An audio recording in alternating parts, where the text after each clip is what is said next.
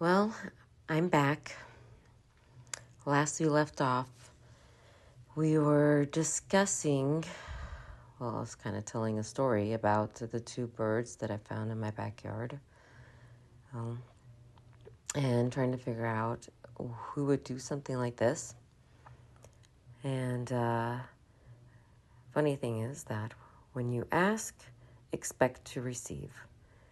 And for over a decade now, maybe about 15 years now, I've noticed that when I ask a question, if I pay very close attention, everything around me is answering that question. It's as if the universe is speaking to you, but in maybe codes or signs, like you'll see numbers flash, or someone will start talking about something that's very similar to what you were thinking about, or you asked your question about, or you'll be watching something and all of a sudden it'll bring up the topic of what you're inquiring about. Something to that degree. All of a sudden your friend will call and, guess what happened? And yeah, so just watch for those signs, because the answer is in your face, like flashing in your face, literally, when you ask a question. And so I asked that question, who would do something like this to me? And for me, because, it's kind of hard to explain, I guess. For me, it was a very elaborate and long, drawn-out process. Literally, it took quite some time to figure it out. But let me start with, I came into this world very awake, very aware, too, as a child, having out-of-body experiences, reading what people's minds, what they were thinking, what their desires were, and stuff like that.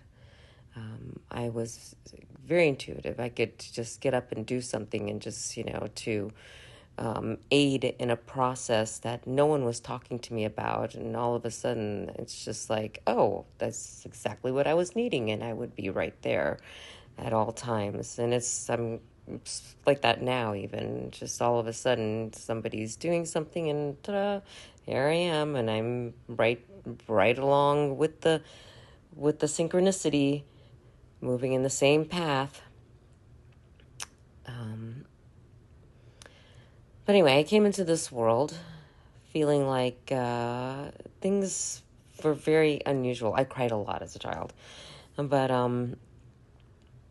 seeing things, hearing things. As I got older, came sort of to this realization that I'm living some sort of a lie.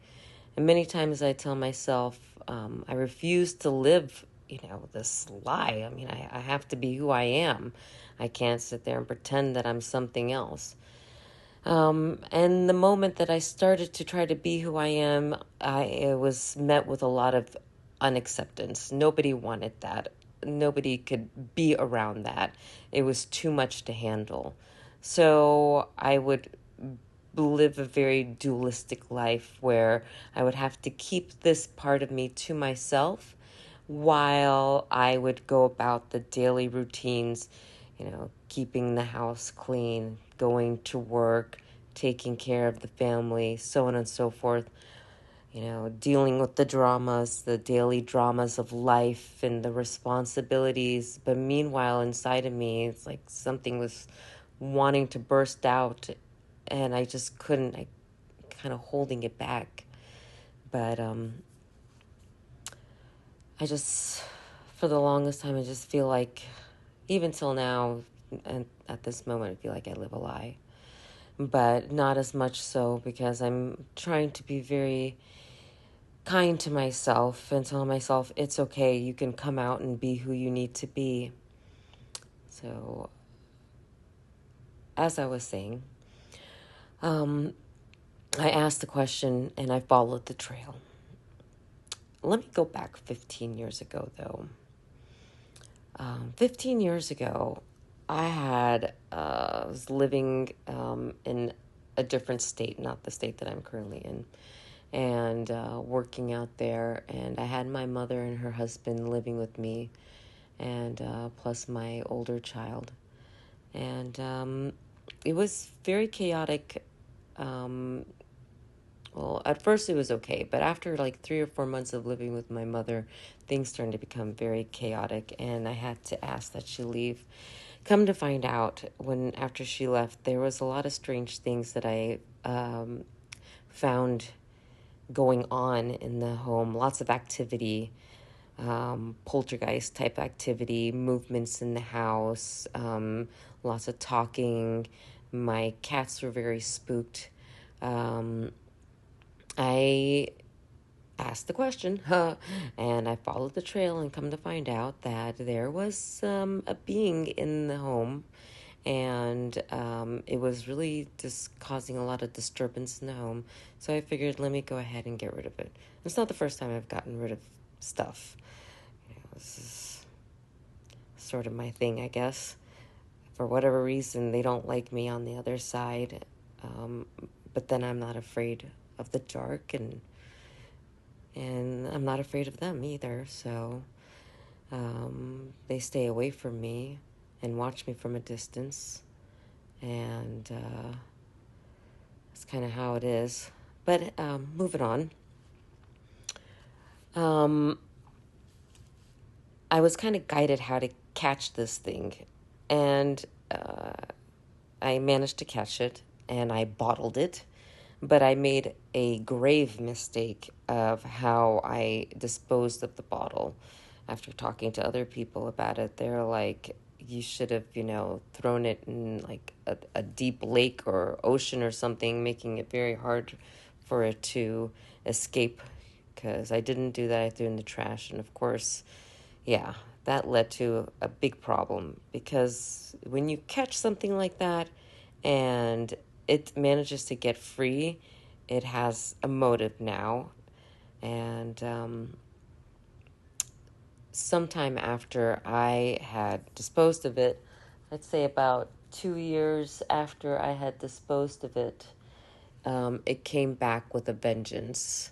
Maybe more like, 18 months to 2 years, it came back with a vengeance. And my life was spiraling in such a way I didn't really understand until recently. So these past 2 years, a lot of, shall we say, things have come to light in my life. Lies that were hidden have now become revealed. So many of them. Like every time I turn my head, it feels like something else has been revealed. But this in particular was a big reveal. I had a dream that I was in my ex-husband's home, and my youngest child was in the home, and I was needing a place to stay, and he was like, you could stay here, you can stay in our daughter's room. I was like, okay, that's great. I was very appreciative. Not really sure why I needed a place to stay, what was going on with that, but it is what it is. The dreams play out the way they play out, because I'm not codependent. I'm very independent, and probably irritates a lot of people because they would love me to be codependent. But anyway, on another note, I have these moments where I become very lucid in my dream, and I can hear this voice tell me, go check your daughter's bathroom. So I go into her room, and I walk into the bathroom, and lo and behold, there's my mother in the bathroom. And I was thinking to myself, wait a minute, is she staying here too with my ex-husband? And so I kind of put it together in my mind that there's something going on with my ex-husband and my mother. And I just decided that this is not the place for me to stay. And I was making my way out the door when my daughter came up to me and she's like, I need to go too. And so, all right, okay, I'm like, let's go. But as I was walking out, I bumped into the creature that I had captured several years prior. At this point, it had been, 14 years now since I had captured it. And now I'm staring at it in face to face in this very lucid dream of mine. And this was not some normal being that I was staring at.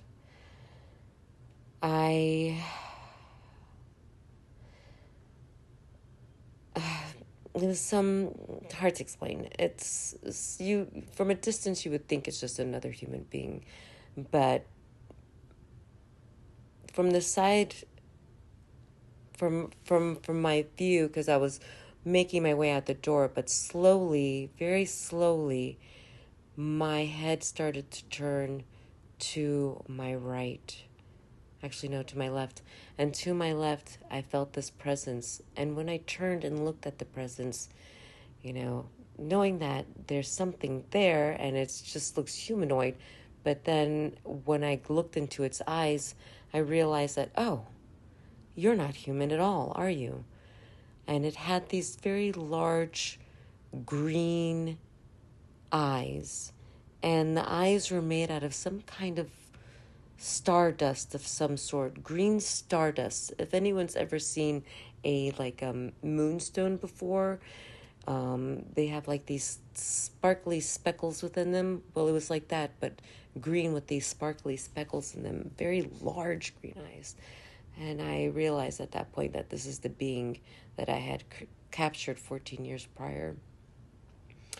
And so I immediately knew I needed to walk away. But as I was walking away out of the house, leaving, I said, now I know. And I knew in my mind that this thing cannot have any business with me. It needs to stay as far away as possible from me. And so I made my exit out of the house and woke up from the dream. One other strange thing I recall, that when I was getting into the car, I was telling my daughter to get into the car, and she's like, I'm coming. She later on told me about a dream she had the same day after I had woken up, and she came to me and told me, Mom, I had a dream that we were running away and you were telling me to get in the car, and I got in the car and we drove off. So she sort of picked up where I left off, because in my dream I was getting in the car and she was making her way into the car also. In her dream, she had managed to make it into the car and we had driven off away from that thing. So I feel like I'm going to have to continue. This is getting to be very long, but let's continue about that whole asking and receiving, and who is responsible for these dead birds that have managed to find their way into my backyard in the past 18 months. All right. Till next time.